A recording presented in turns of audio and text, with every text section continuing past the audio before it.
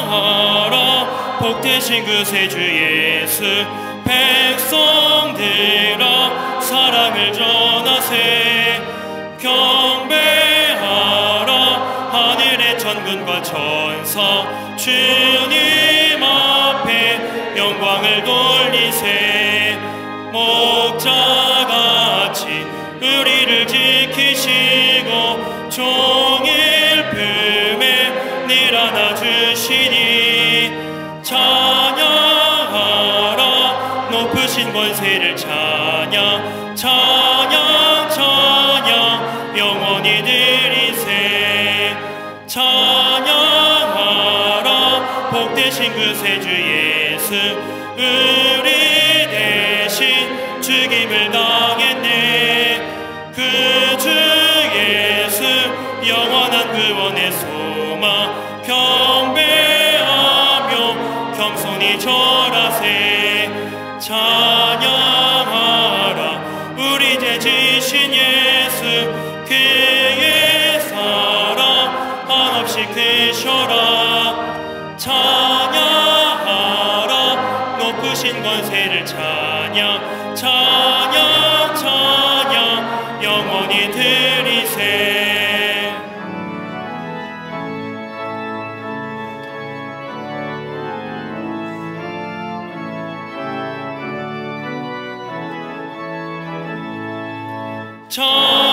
찬양하라 복되신 그 세주 예수.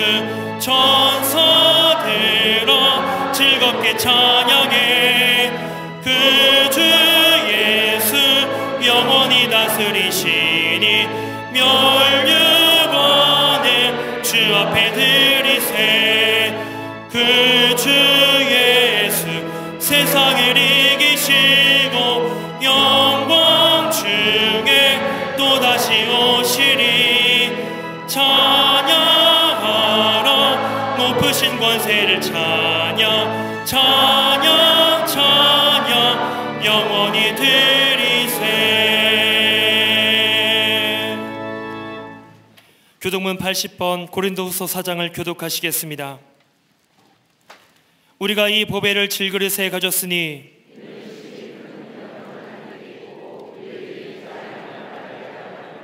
우리가 사방으로 우겨쌈을 당하여도 쌓이지 아니하며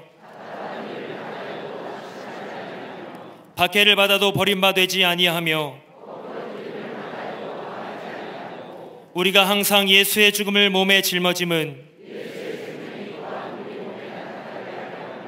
우리 살아있는 자가 항상 예수를 위하여 죽음에 넘겨짐은. 아멘.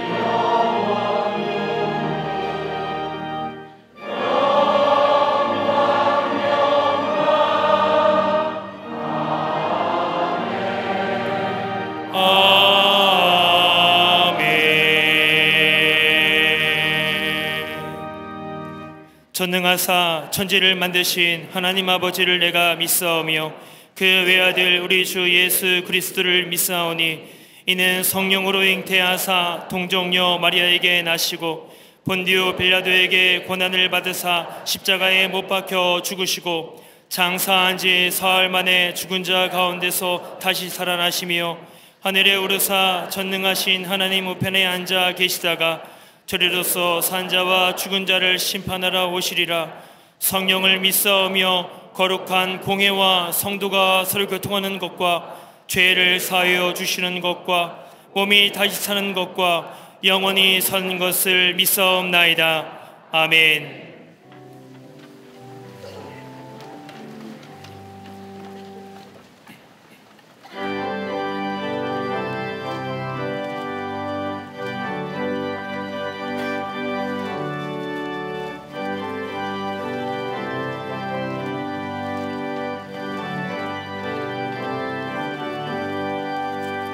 편찮는 주님의 사랑과 거룩한 보혈의 몸로를 우리 다 찬양을 합시다.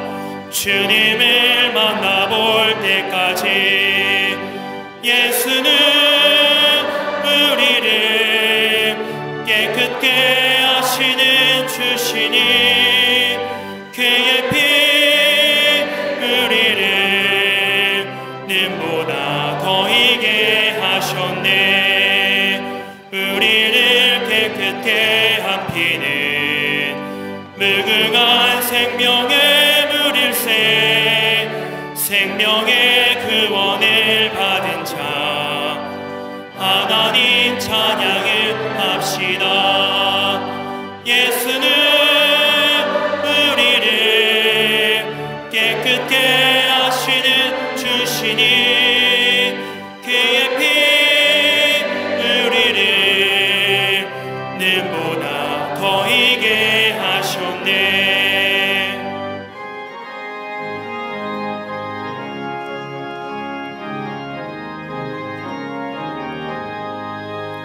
주님의 거룩한 보혈을 날마다 입으로 간증해 담대히 싸우며 나가세.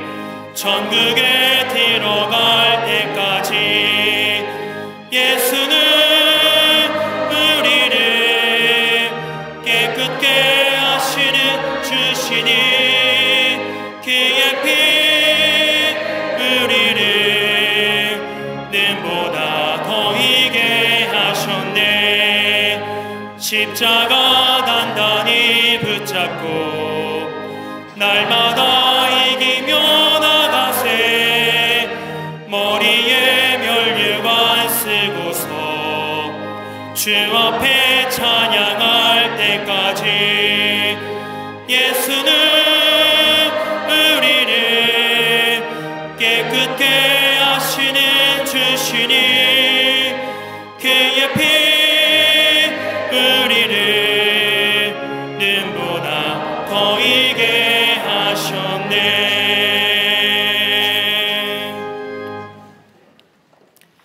거룩하신 하나님 아버지, 절망의 시대에 생명과 소망을 부어주시고 진리로 우리를 다스려 주심에 감사드립니다. 거룩한 주의 날 주의 전으로 불러주시사 하나님과 교제케 하시고 생명의 말씀을 듣게 하시니 또한 감사드립니다. 지난 한 주간 하나님 앞에서 신실하지 못했던 우리의 삶을 회개하오니 주님 용서하여 주옵시고, 타락한 심성을 따라 하나님 없이 살아내려 했던 모든 교만과 악함을 사하여 주시옵소서. 악은 그 모양이라도 버리고 그리스도의 통치 아래 구별된 삶을 살게 하여 주시옵소서. 이 시간 성령을 쫓아 모든 찬양과 영광과 존귀를 주 앞에 올려드리오니 우리의 예배를 연락하여 주시옵소서. 모든 역사를 주관하시는 하나님 아버지, 이 나라와 민족을 긍휼히 여기시사 나라 곳곳에 만연되어 있는 부정과 부패가 사라지게 하시고 순결한 마음으로 주님을 바라보며 하나님을 섬기는 민족 되게 하여 주시옵소서.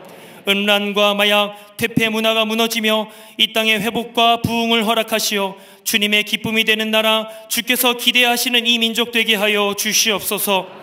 대통령과 위정자들에게 복을 더하사 거짓과 포악이 아닌 진정한 사랑과 소망을 가지고 백성들을 섬기게 하옵시고, 4월 총선을 통해 다니엘과 느헤미야처럼 민족을 위해 죽게 엎드리는 지도자들이 선출되게 하여 주시옵소서.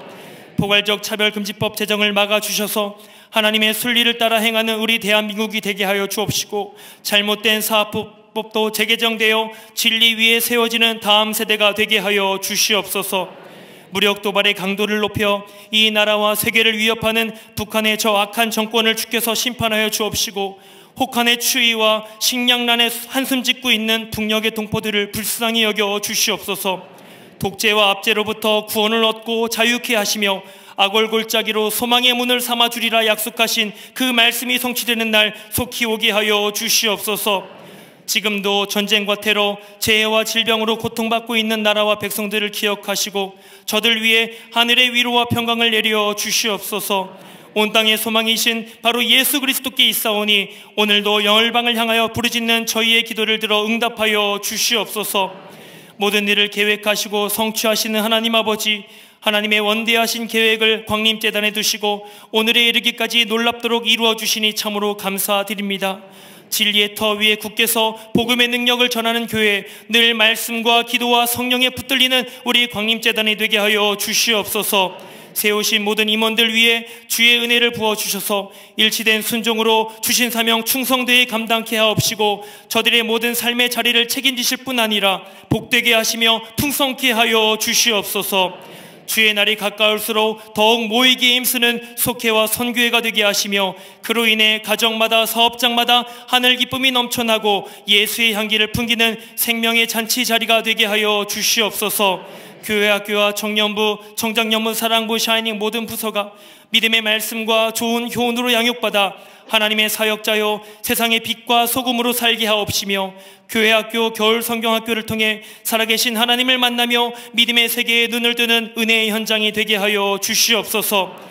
남녀 선교회와 실업인 선교회, 모든 선교회들마다 하나님의 사업에 한마음으로 참여하는 그리스도의 동역자가 되게 하시며 거룩한 행실과 경건한 삶으로 주님의 날을 앞당기는 선교 공동체가 되게 하여 주시옵소서. 생명을 살리고 영혼을 구원하기 위해 모든 힘을 쏟고 계신 담임 목사님, 주의 권능의 발로 붙드시사 맡겨주신 목회 비전과 사명을 온전히 이루시도록 하나님의 은혜와 성령으로 충만하게 채워 주시옵소서. 이 시간 생명의 말씀을 선포하실 때 우리의 잠든 심령이 깨어나고 가슴이 뛰며 믿음의 결단과 새로운 사명으로 달려가는 역사가 있게 하여 주시옵소서. 예배를 위해 보이지 않는 곳에서 헌신하는 손길과 강단을 아름답게 장식한 손길 위에도 주님의 크신 은총을 내려 주옵시고 갈릴리 성가대와 오케스트라의 아름다운 곡조로 주님을 영화롭게 높이며 예배하는 모든 성도들에게는 참 평안과 위로가 되게 하여 주시옵소서. 함께 예배하는 남교회와 북교회, 동탄성전, 국내외 모든 선교지 위에 주님의 충만한 은혜를 부어주시고 방송과 인터넷으로 경상과 지방과 해외에서 예배하는 모든 성도들에게도 측량 못할 주님의 사랑으로 덮어주시옵소서.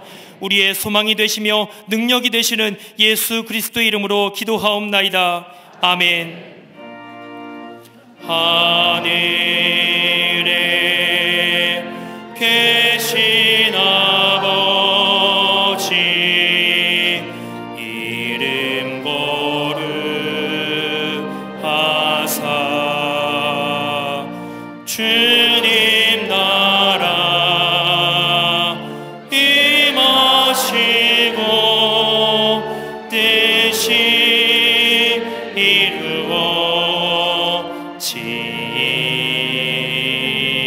이루어지이다. 일용할 양식 주시고 우리들의 큰 죄 다 용서하옵시고 또 시험에 들게 마시고 악에서 구원하소서. 대개 주의 나라 주의 권세 주의 영광 영원히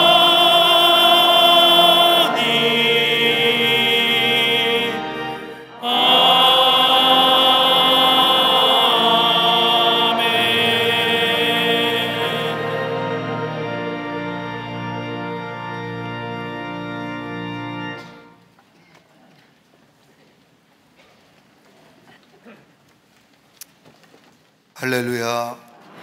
거룩한 주의 날, 주의 전에 나와 예배한 우리 모든 광림의 권속들 위해 또 영상을 통하여 이 예배에 참여한 모든 이들 위해 하나님의 놀라운 은혜와 하늘의 축복이 넘쳐나시기를 먼저 주의 이름으로 축원합니다. 앞뒤 전후 좌우 계심과 함께 인사하겠습니다. 여러분, 인사가 아니라 우리의 고백이에요. 하나님은 우리의 능력이십니다 라고 고백하며 인사하시기를 바랍니다.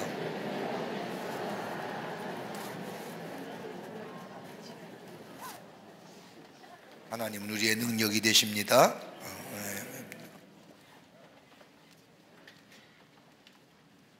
교회 창립 70주년 작년에 우리가 귀한 일들을 잘 감당하고 70주년을 보냈습니다. 마무리가 못한 것이 딱 하나 있는데 70주년 기념 역사서를 만드는 일입니다. 그래서 우리가 1년 내내 모든 행사를 마무리하고 광림교회 70년 그 불꽃 같은 이야기가 역사서가 발간되었습니다. 아마 그 역사서 안에 우리 교회 교인들 다 사진이 들어가 있을 겁니다. 여러분 하나씩 구입하셔서 여러분의 가정에 여러분이 섬기는 교회 역사책이 있다는 게 얼마나 귀한 겁니까? 갖다 놓으시면 얼마나 소중한 거가 되겠습니까? 여러분 하나씩 구입하셔서 여러분의 가정에 우리 광림교회 70년 역사가 이렇게 꽂혀져 있고 또 궁금할 때마다 꺼내서 이렇게 읽어보고 귀한 책이 될 줄 압니다. 여러분 사회봉사관 1층 저 루체폴의 안에 빛의 서점에서 구입할 수 있습니다.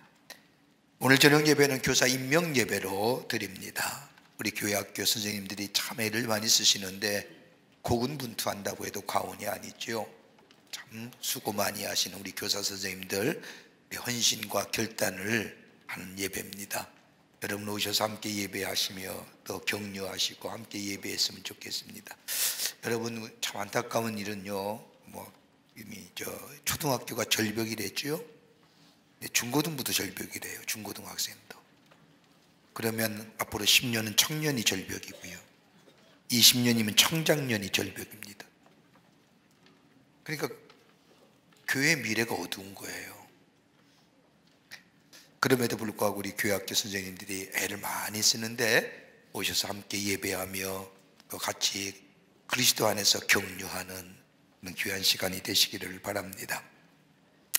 교회학교 겨울 성경학교가 진행 중에 있습니다. 다음 세대를 위한 은혜의 축제에 많은 참여와 기도를 부탁드립니다.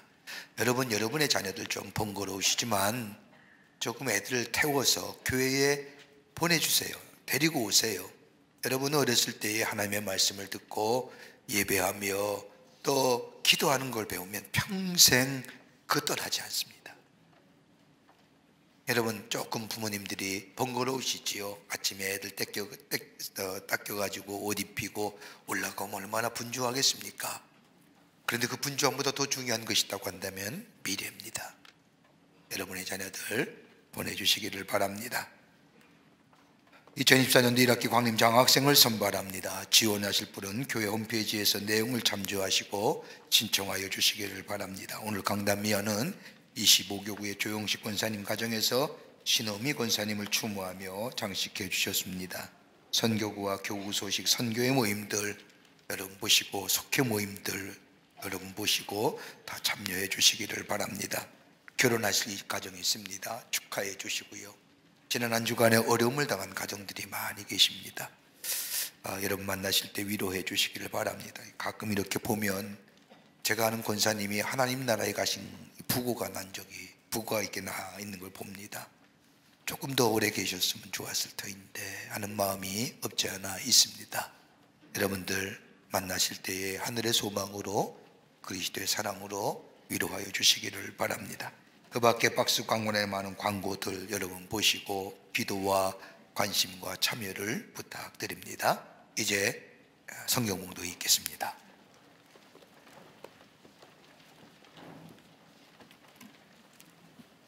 오늘 성경 말씀은 고린도후서 12장 7절에서 10절까지입니다. 여러 계시를 받은 것이 지극히 크므로 너무 자만하지 않게 하시려고 내 육체의 가시 곧 사탄의 사자를 주셨으니 이는 나를 쳐서 너무 자만하지 않게 하려 하심이라. 이것이 내게서 떠나가게 하기 위하여 내가 3번 주께 간구하였더니 나에게 이르시기를 내 은혜가 네게 족하도다. 이는 내 능력이 약한 데서 온전하여짐이라 하신지라. 그러므로 도리어 크게 기뻐함으로 나의 여러 약한 것들에 대하여 자랑하리니 이는 그리스도의 능력이 내게 머물게 하려 함이라. 그러므로 내가 그리스도를 위하여 약한 것들과 능욕과 궁핍과 박해와 곤고를 기뻐하노니 이는 내가 약한 그때의 강함이라. 아멘.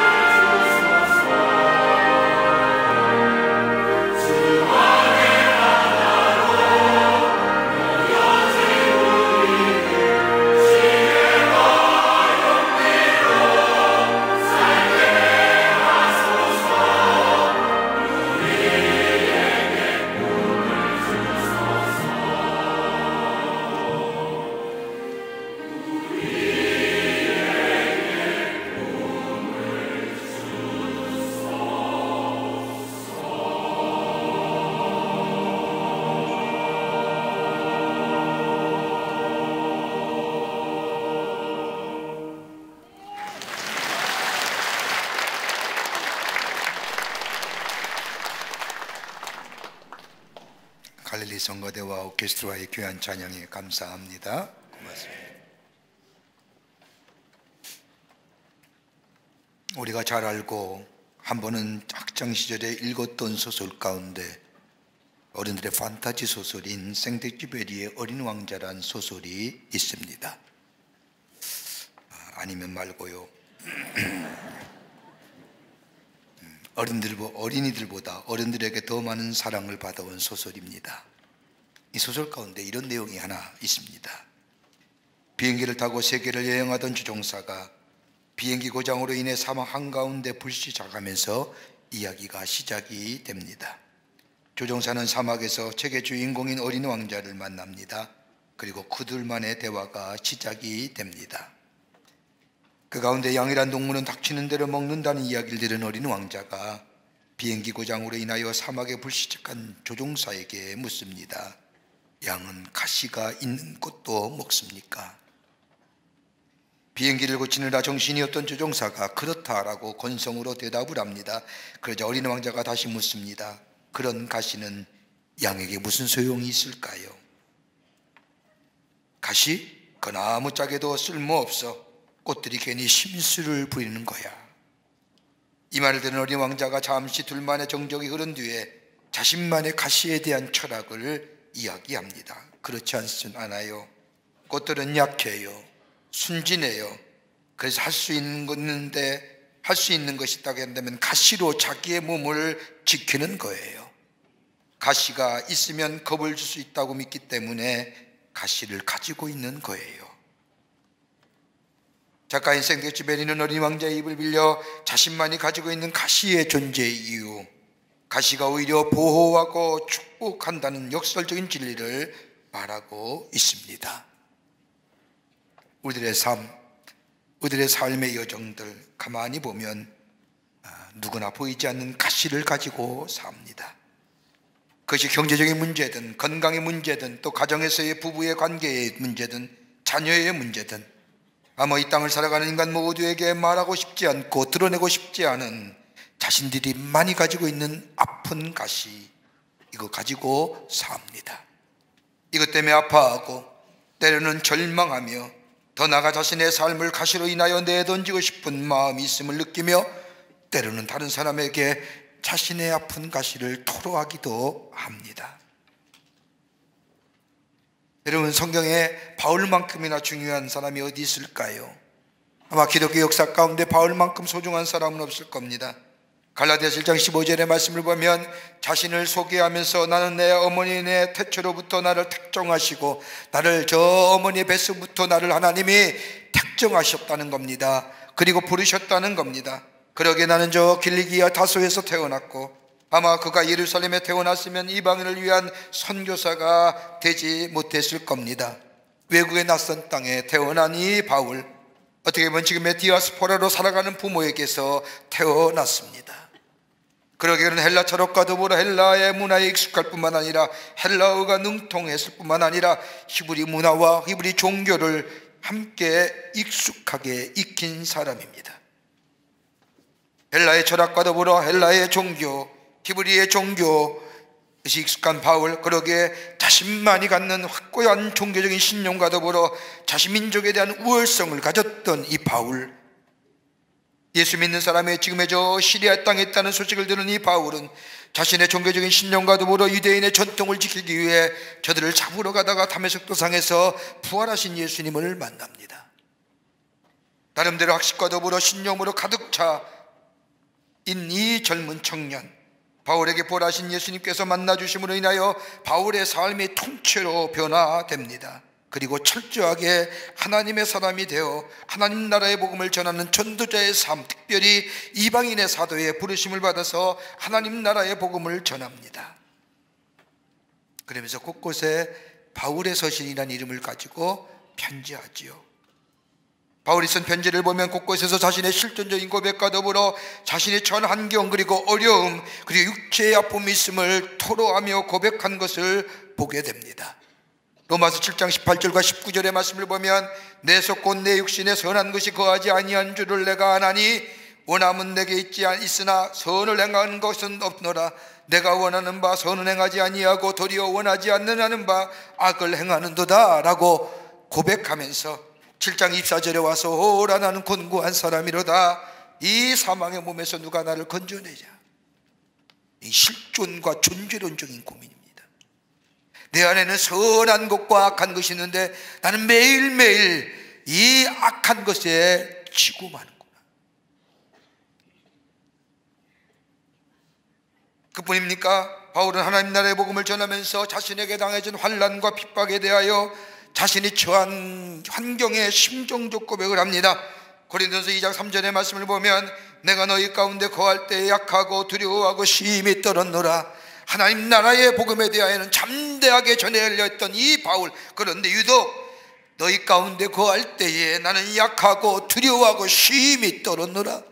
자신의 삶의 환경에, 주변의 여건에 두려워하며 약하며 떨을 수밖에 없었다는 자신의 심정적 한계를 토로합니다. 그리고 오늘 본문의 말씀을 보면 자신은 저 실존적인 문제와 더불어 심정적인 문제와 더불어 자신의 육체의 가시가 있다고 고린도 교회에게 말합니다. 그게 바로 고린도후서 12장 7절 말씀을 보면 여러 계시를 받은 것이 지극히 크므로 너무 자만하지 않게 하시려고 내 육체의 가시 그 사단의 사절을 주셨으니 이는 나를 쳐서 너무 자만하지 않게 하려 하심이니라. 육체의 가시가 있다는 겁니다. 자신만이 가지고 있는, 아니 숨기고 싶은 아픈 가시, 그 육체의 가시가 내게 있음을 사람들 앞에 고백합니다. 심적이며 심정적이며 육체의 가시, 바울은 어떻게 이겨서 하나님의 영광이 되는 삶으로 살아갈 수 있었을까요? 육체의 가시는 여전한데 우리의 마음속에 실존적인 문제, 존재론적인 문제는 여전히 우리 가운데 남아있는데, 내 삶의 환경과 여건이 예수 믿기에 녹록지 않은데 우리가 어떻게 이걸 넘어서서 하나님의 영광이 되는 삶으로 살아갈 수 있을까요? 해석의 방법의 차이. 오늘 바울은 어떻게 자신의 삶의 육체의 가시를 어떻게 해석했는지, 삶의 아픔을 어떻게 해석했는지, 자신의 존재론적인 고백을 어떻게 해석했는지, 그리고 하나님의 영광을 위하여 하나님 나라의 복음을 전하는 자가 되었는지요. 우리 모두가 다 아픈 가시를 가지고 삽니다. 아닌 것처럼 앉아있지만 내 안에 남모르는 가시가 있잖아요. 여러분, 어른만 짜증내는 거 아니에요. 4살짜리도 가나 들어보면 짜증나 그러잖아요. 4살이 뭘 짜증날이 있다고. 그런데 걔도 짜증날 일이 있는 거예요. 오늘 본문의 말씀을 통해서 함께 말씀을 나누며 은혜 받기를 원합니다. 첫째는 내게 육체의 가시를 주신 것은 다름이 아니라 나로 하여금 겸손케 하기 위함이라는 겁니다. 오늘 고린도후서 12장 7절의 말씀을 보면 여러 계시를 받은 것이 지극히 크므로 너무 자만하지 않게 하시려고 내 육체에 가시고 사단의 사자를 주셨으니 이는 나를 쳐서 너무 자만하지 않게 하려 하심이라. 자신이 가지고 있는 이 육체의 가시는 다름이 아니라 나로 하여금 교만하지 않게 하시기 위해서 주신 하나님의 섭리, 하나님의 뜻이라고 하는 겁니다. 여러분, 성경학자들은 바울이 말하는 육체의 가시가 구체적으로 무엇을 말하는지 오랫동안 논쟁해 왔습니다. 가장 보편적인 학설은 아마도 바울은 안질로 인하여 고생하였을 것이라고, 이것이 자신의 육체의 가시라고 했을 거라고 말합니다. 그도 그럴 것이 갈라디아서 4장 14절과 15절의 말씀을 보면 너희를 시험하는 것에 내 육체가 있으되 이것을 너희가 업신여기지도 아니하며 버리지도 아니하고 라고 말하면서 4장 15절에 와서는 너희의 복이 지금 어디에 있느냐? 내가 너희에게 증언하노니 너희가 할 수만 있었더라면 너희의 눈이라도 빼어 나에게 주었으리라. 눈을 빼어준다.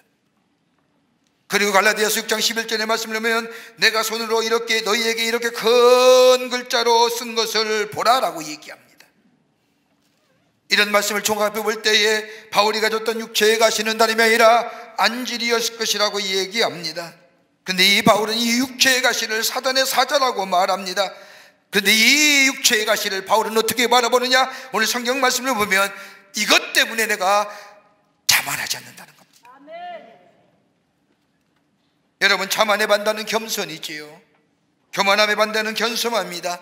이 육체의 가시가 나를 겸손하게 만들었다는 겁니다. 이것조차 나에게 없었더라면 내가 교만하여 넘어지고 무너져 버릴 수도 있는데, 이 육체의 가시가 나로 하여금 겸손하게 하고 하나님의 은혜를 바라보게 하였다는 겁니다. 모든 것을 배웠을 때 겸손하지 아니하면 그 배움이 헛된 배움인 것처럼, 모든 것을 가졌을 때 겸손함의 덕을 가지지 못하면 그 사람이 가진 모든 것이 다 개인에게는 유익할지 모르지만은 궁극적으로 사람으로서의 온전한 인격의 삶을 살아가지 못하게 하는 것처럼, 바울은 그 육체의 가시, 사단의 사자가 다름이 아니라 하나님이 나로 하여금 겸손하게 하시기 위해서, 예수의 성품을 닮아가게 하기 위해서. 13세기 수도사인 베르나도라고 하는 수도사가 말하기를, 덕에서 가장 높은 덕은 다름이 아니라 겸손이라고 말합니다. 겸손하면 능할 수 있고, 겸손하면 강할 수 있고, 겸손하면 용기가 얻어진다는 겁니다. 그러면서 우리가 어떻게 겸손할까? 이 베르나도는 몇 가지로 겸손할 수 있는 일들을 얘기합니다. 하나는 뭐냐? 자신의 죄를 알고 비천에 처하라는 겁니다. 이 세상의 모든 사람에 비해 내가 가장 큰 죄인이라고 하는 겁니다. 여러분, 이거 깨닫게 되면요, 하나님의 십자가의 은혜가 너무너무 귀한 거예요.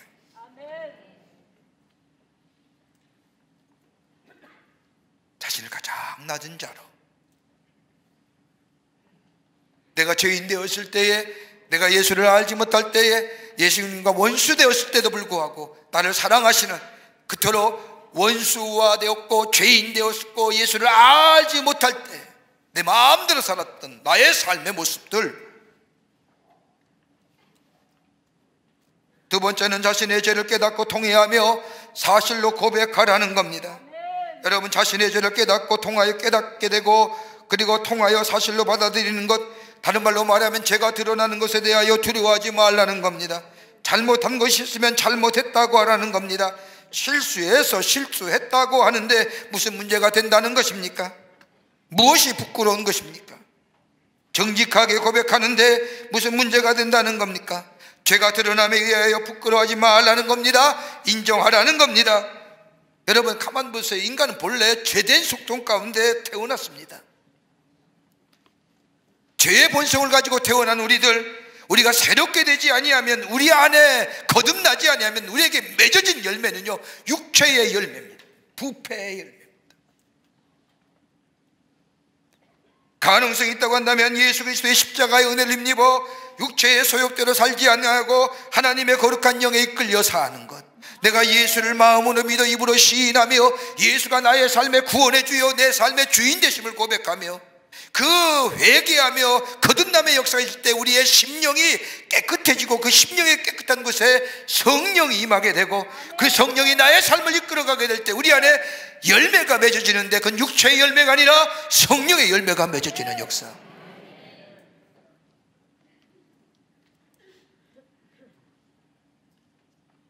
죄를 깨닫고 통회하며 사실로 고백하라는 겁니다. 또 하나 있다고 합니다. 누가 나의 결점이나 약점을 알고 나를 업심여길 때에 받아들이라는 겁니다. 여러분, 쉽지 않은 거예요. 지금의 시대에 반겸손의 시대 아닙니까? 반투하우스라고 하는 신학자는 얘기하기를 지금은 반겸손의 시대라고 얘기합니다. 자신의 장점과 잘하는 것을 널리 알려야 된다고 얘기합니다.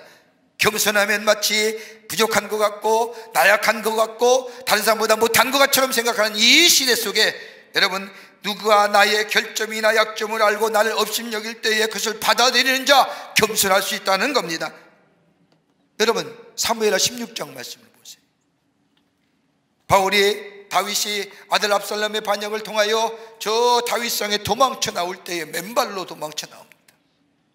그리고 감난산을 거쳐서 저 광야길에 나아가게 됩니다. 그 모습을 본 시므이란 사람이 손가락질 하지 않습니까? 얼마나 생전에 손에 피를 많이 묻혔으면 저렇게 아들에게 반역을 당하여 쫓겨가는가. 그 말을 들으니 다윗, 그리고 뒤따라오는 장군이 얘기합니다. 저 시므이를 죽일까요? 그때 다윗이 뭐라고 얘기합니까? 냅둬라, 하나님이 나에게 하시는 말씀을 저를 통해서 나에게 하는 거다. 그 하나님의 말씀을 듣는 거예요.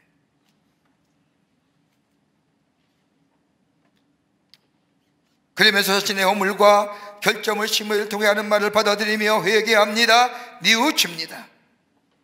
나의 약점이나 허물을 가지고 나를 공격하는 사람, 그럼에도 불구하고 그러한 사람들의 이야기를 받아들이라는 겁니다. 쉽지 않아요. 그런데 하나님의 영이 내 안에 계시면 그걸 받아들일 수 있는 거예요. 그럴 때 거기에 낮아짐과 겸손함의 역사. 어떤 초등학생이 어른들을 대상으로 퀴즈 문제를 내어 풀어보게 합니다. 어른들의 생각과 아이들의 생각이 얼마나 다른지를 보여주기 위함입니다. 어린아이가 어른들을 대상으로 문제를 냅니다. 싸움 다음에 하는 것이 무엇일까요? 뭡니까? 용서, 화해, 사과. 이건 어른들의 생각입니다. 아이들은 뭐라고요? 반성. 반성한대요. 또 다른 질문을 합니다. 모든 사람이 다 하는 것이 무엇일까요? 이 질문의 내용은 너무나 광범위해서 도무지 어른들의 생각에 이 답이 무엇일까? 그러면서 결혼, 일, 먹는 것 뭐 등등 해서 일상의 이야기를 다 생각해도 답을 찾아 낼 수가 없는 겁니다. 답을 찾아 헤맬 때 아이가 대답합니다. 모든 사람이 다 하는 것은 다름이 아니라 실수. 다 하잖아요. 실수하는 것을 드러내고 감추는 일이 아니라는 겁니다. 그렇게 어떻게 보면 겸손함은 정직과 진실성의 문제와도 연관되어 있는 겁니다.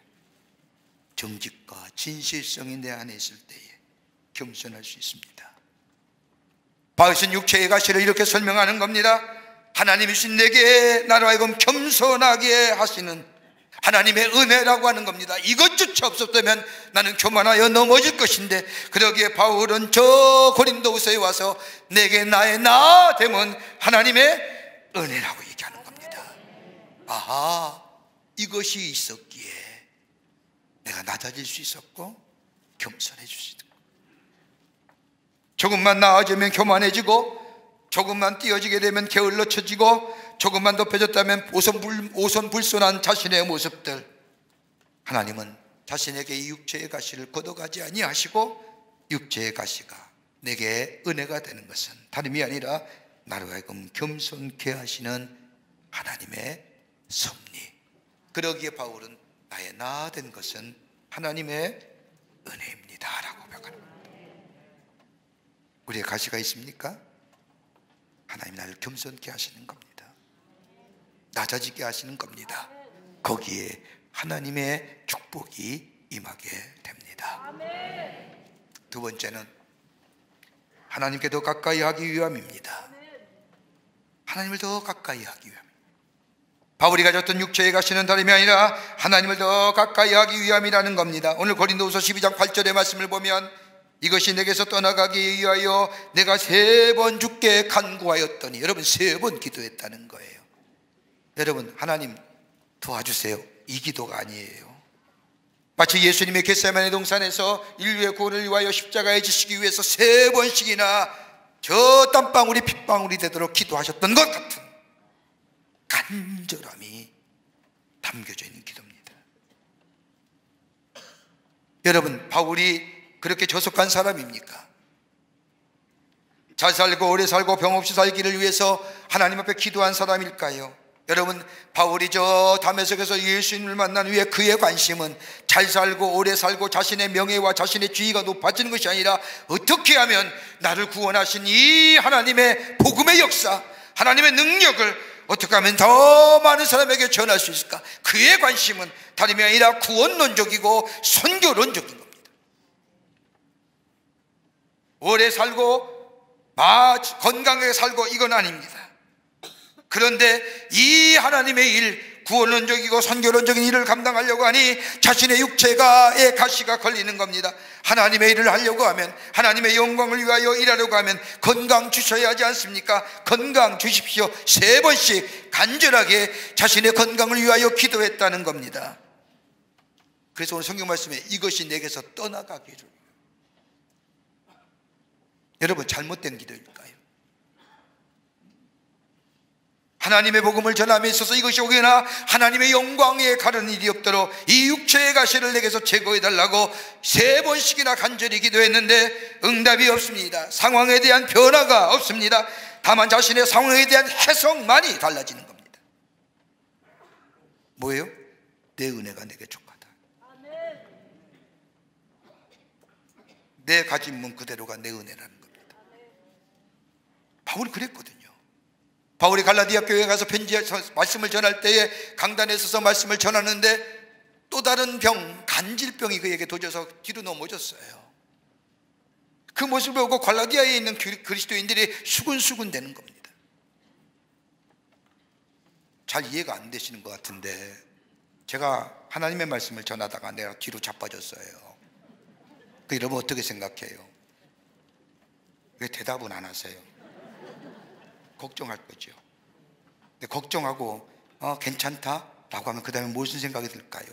야, 목사님인데 하나님의 능력을 전하고 하나님의 치유의 손길을 전하고 예수 그리스도의 복음을 전하는 사람이 왜 자신의 몸 하나 간수 못할까? 왜 하나님은 왜 안 고쳐주실까? 그런 얘기 안 할까요? 자신의 육체의 가시가 그대로 드러납니다.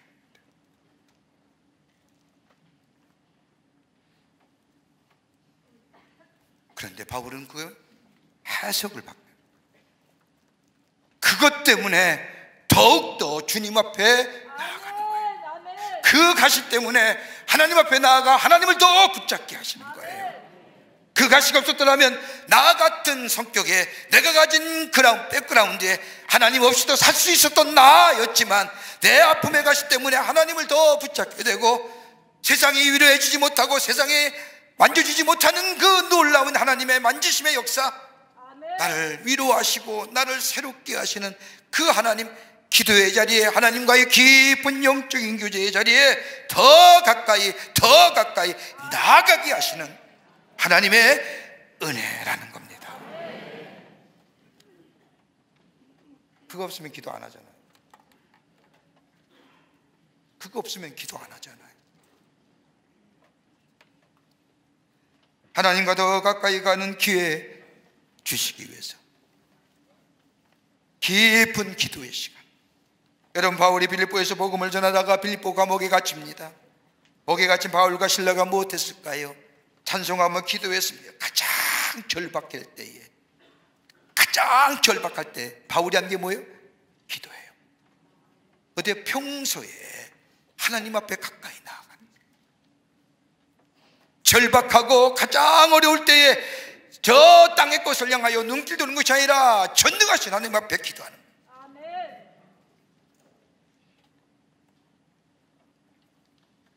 여러분, 그리스도인과 세상 사람들의 차이점이 뭘까요? 성경은 그리스도인이 하나님을 향한 믿음을 가졌기에 고통과 아픔에서 면제된다고 말씀하지 않습니다. 반대로 하나님을 향한 믿음이 있기에 자신의 처한 환경과 여건이 오히려 하나님의 영광을 가릴까 두려워서 기도합니다. 깊은 기도의 자리에 나가는 거예요. 여러분, 어떤 사람이 기도에 응답이 있는 줄 아십니까? 오래 기도하는 거예요. 하나님 앞에 고백하며 기도하며 응답을 기다리며 주님의 뭐라고 말씀하실까 듣는 이 기도의 깊은 자리에 있을 때에 주의 응답이 내게 있고 하나님의 뜻을 생각하고 하나님의 원하신 일들을 생각하며 내 삶 속에 주의 영광을 위해 살아가게 하십니다. 하나님께 더 가까이 가는 거예요. 그렇잖아요. 우리도 그것 때문에 더 기도 많이 하고요, 하나님 앞에 나아가잖아요. 끝으로 다른 사람의 아픔을 돌아보게 하셨다는 겁니다. 다른 사람의 아픔을요. 빌립보서 1장 4절의 말씀을 보면 각각 자기의 일을 돌아볼 뿐더러 또한 각각 다른 사람의 일들을 돌아보아 나의 기쁨을 충만하게 하라고 바울은 빌립보 교회 성도들에게 편지합니다. 다른 사람을 돌아본다는 것은 단순히 돌아보는 것이 아니라 원뜻을 가만히 보면 긍휼히 여기는 마음을 가지라는 겁니다. 긍휼히 여기는 마음을 가지고 다른 사람을 돌아보라는 겁니다. 여러분, 긍휼한 마음이 뭘까요? 영어의 표현을 하면 심패티라고 얘기하는 이 국률이라는 단어는 이 심이라고 하는 투게더, 패시라고 하는 고통과 경험, 그러니까 고통과 경험을 함께 하는 거예요. 하나님의 성품이에요. 하나님이 가지고 있는 성품이에요.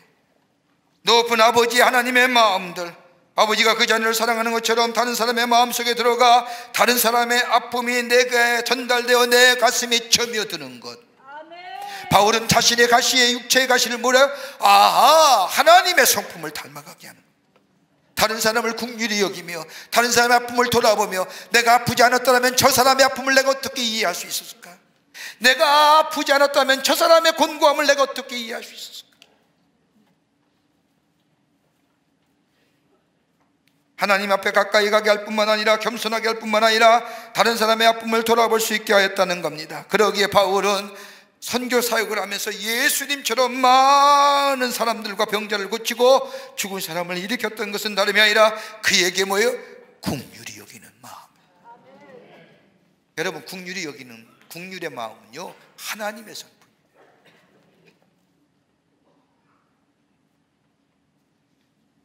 마태복음 5장 48절의 말씀을 보면 하늘에 계신 너희 아버지의 온전하심과 같이 너희도 온전하라고 말씀하십니다. 예수님이 온전하라고 하는 이 말씀의 뜻이 뭘까요? 그 말씀, 온전하라고 하는 말씀의 뜻을 우리가 좀 더 생각해 보려고 하면 앞절에 있는 말씀인 5장 45절 마태복음의 말씀을 보면 하늘 아버지께서 악한 자의 밭에도 비를 내리시고 선한 자의 밭에도 햇빛을 주십니다. 하늘 아버지의 그러한 성품을 닮아 가십시오. 이것이 온전함입니다. 그러니까 바울은 뭐예요? 자신의 육체의 가시가 하나님의 성품을 닮아가기 위한 온전함으로 나아가게끔 한다는 거예요.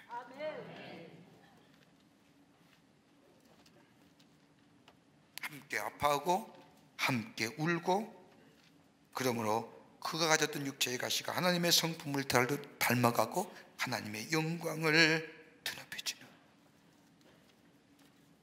컴패션 하는 거예요.